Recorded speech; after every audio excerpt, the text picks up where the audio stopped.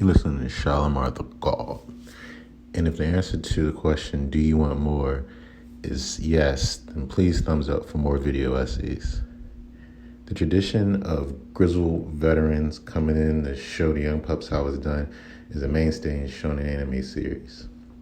What I want to explain is how that dynamic could impact the NBA, what it would take for that to happen now, and what that could mean for the immediate future of the league.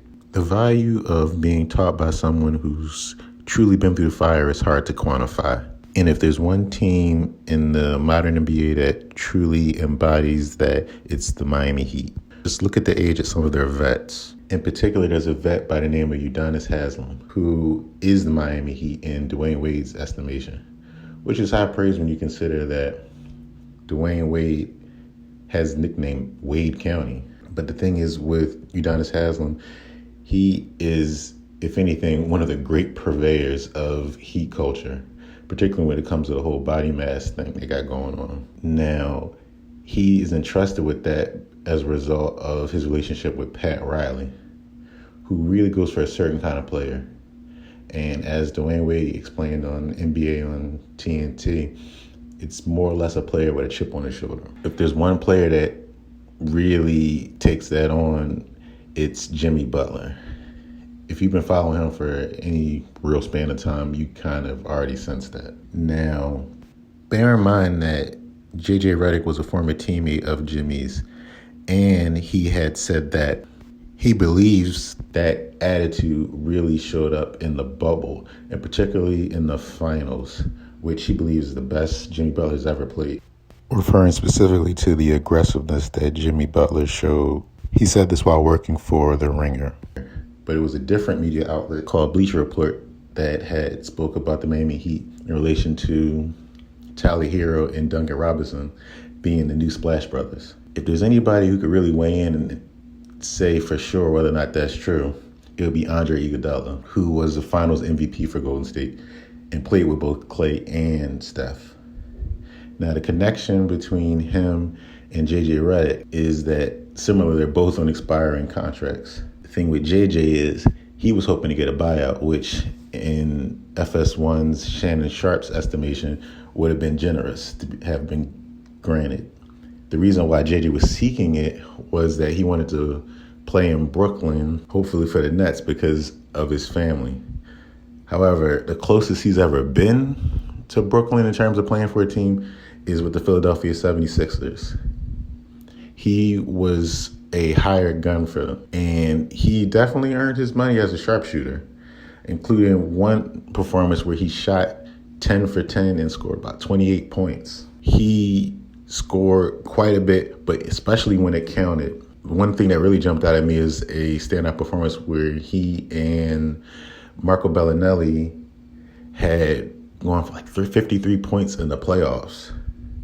Now, if you look at that footage and just imagine JJ and Duncan Robinson instead, you can kind of get excited about what could happen for the Miami Heat.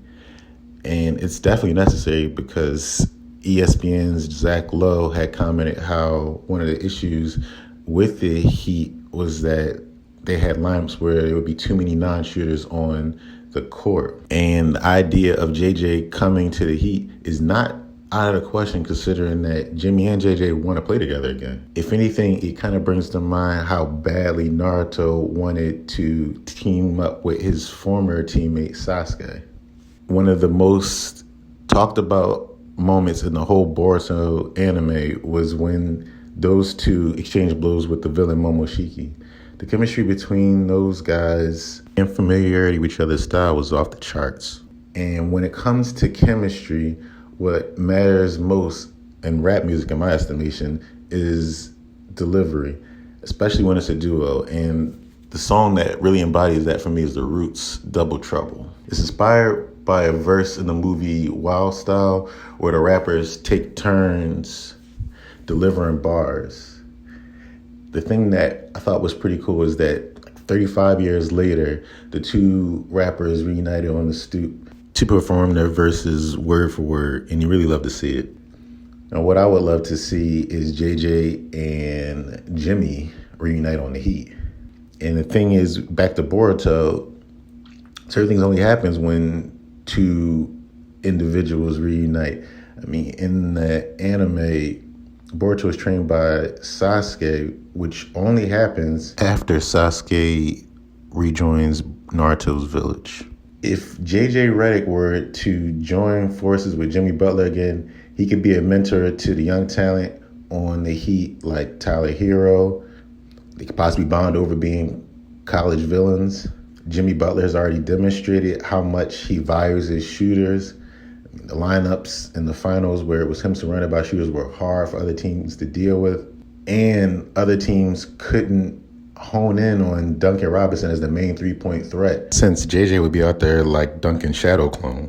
Now, if you feel that there's a better spot for JJ, or if you think that this really would be a problem for the league, then please let me know in the comments. Appreciate you listening.